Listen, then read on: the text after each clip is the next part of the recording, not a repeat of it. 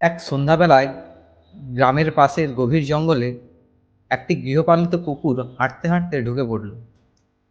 চারিদিকে ঘন গাছপালা, পাখির ডাক, আর ধীরে ধীরে অন্ধকার নেমে আসছে। হঠাৎই তার সামনে এসে দাঁড়ালো এক ক্ষুধার্ত বাঘ।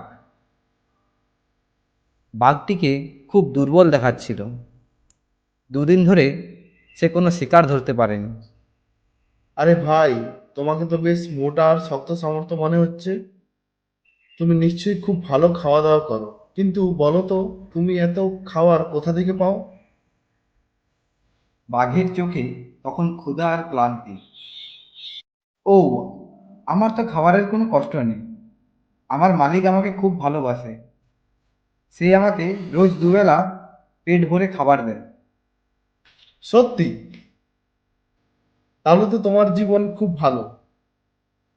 আমি তো সারাদিন শিকার খুঁজেই বেড়াই, তবুও অনেক সময় খাবার পাই না। তোমার মতো যদি আমিও খাবার পেতাম, বলো তো, তোমার মালিকের কাছে কি আমিও থাকতে পারি? কি কাজ করতে হবে? তেমন কিছু না, শুধু রাত্রে বাড়ি পাহারা দিতে হবে। তাহলেই মালিক তোমাকে ভালো করে খাওয়াবে।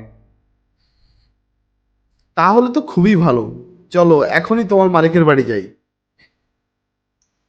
কুকুর আর বাঘ দুজনে একসাথে গ্রামের দিকে হাঁটতে লাগলো। হাঁটতে হাঁটতে হঠাৎ বাঘ কুকুরের গলায় একটি দাগ দেখতে পেল।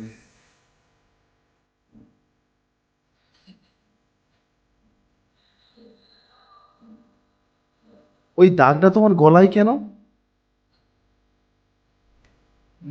না মানে ওটা ওটা ওটা ওটা কিছু নয়। দিনের বেলায় আমাকে শেকল দিয়ে বেঁধে রাখা হয়।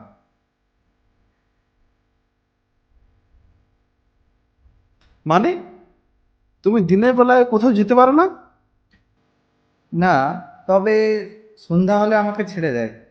তখন আমি যেখানে খুশি যেতে পারি।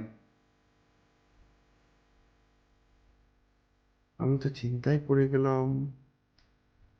বাঘ গভীরভাবে চিন্তা করল।